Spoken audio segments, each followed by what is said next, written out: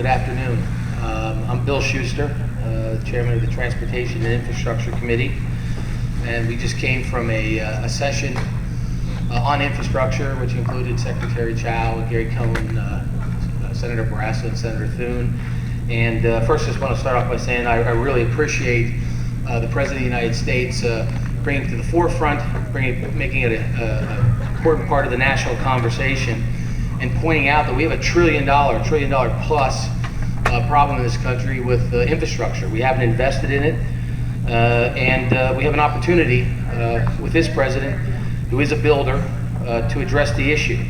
The two things that I think are absolutely critical, first of all, the administration has a visionary plan, a lot of things that I embrace fully, but if you look at it from a legislative agenda item, a bill moving through the Congress, I think the two things that are extremely important or vital to pass something to deal with infrastructure are, first and foremost, it has to be bipartisan to get it through the Senate. And if we want to attract Democrats in the House, we probably lose some Republican votes. So again, it's critical that it's a bipartisan bill. And second, to be fiscally responsible and to attract Democrats, we have to deal with the shortfall in the Highway Trust Fund, which runs out of money, projected to runs out of money in October of 2020.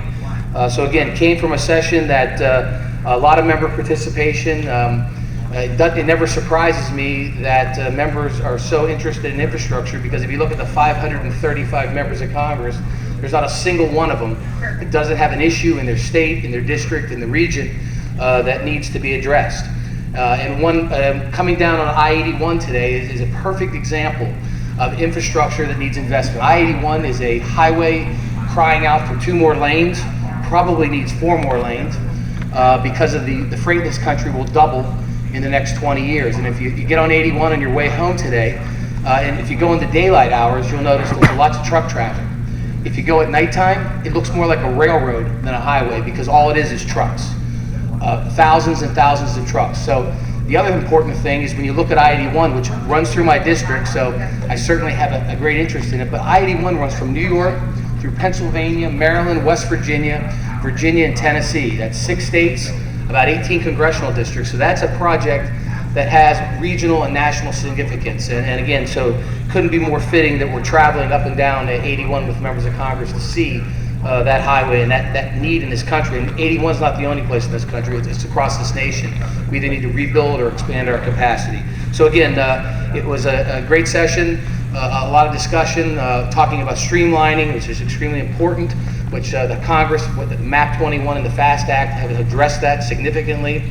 The Obama administration did not put many of our reforms in place, but Secretary Chow and her team are implementing them at breakneck speed, and so about 50% of those reforms are in place, so we have a ways to go. But again, looking at how we fund the system is absolutely critical, and it was fitting, I think, for me to talk about the elephant in the room at a GOP conference, and that's dealing with the Highway Trust Fund. That is a user fee. It's a fee you pay at the pump, and it's something that's it's efficient, it's understandable, and it's a fee, it's a tax, we collect that goes 100% to its intended purpose, and that's the highway system, the transit system in this country. So again, we talked about a number of things, streamlining, but again, I believe, very, very productive session today. And with that, questions? Chairman Shuster, Carlos says there's $25 billion right now in international and domestic investors on the table looking to invest in U.S. airports. Jennifer Ullman from Trans-Suburban, Australian group that does the 495 express lane, says there's $250 billion sitting there waiting to invest in U.S. toll roads. Is this? Have you discussed how we're going to get this? Because our laws on privatization, P3, are just so outdated. We're like the last in the world in this kind of legislation. Sure. And and I believe there's even more money out there, not as immediate as you're talking about, but over a period of time, there's probably $1 trillion, $2 trillion out there over a period of time. We've got to make it easier using our TIFIA and WIFIA plans, and looking at taking our assets in this country and allowing the private sector to come in and operate them. And it's not just airports to look at, it's water systems in this country, which mostly are owned by municipalities. So across the board, we have assets. One of the interesting concepts that we've been exploring is what the Australians have done, called asset recycling. and they didn't sell any assets. They leased them. The private sector came in, gave them a lease payment. They've taken that dollars and driven them back into their infrastructure. What you get is the company that's coming to take over one of these assets. They're driving their money into making the most efficient asset possible. So you get that hit on investment. And then the third thing you get is these assets that are owned by municipalities and states don't pay taxes. And when a private company comes in to run it, they start to pay local, state, and federal taxes. So we get that bump. So it's a very interesting concept and something we've been exploring for the last several months. If you ask tax